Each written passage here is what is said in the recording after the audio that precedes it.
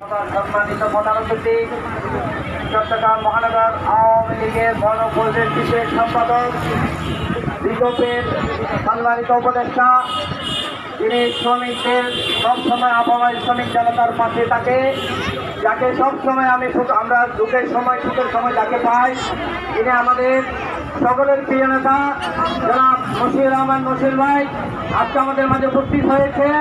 তিনি আমাদের সঠিক টাইমের মধ্যে উপস্থিত হয়েছেন। আজকে আমরা তীব্র দহের মধ্যে আজকে আমরা যে মা বোনরা যে এই যে সকালে 6টার থেকে হাজির হয়ে গেছি, কিসের জন্য হয়ে হাজির হয়েছি?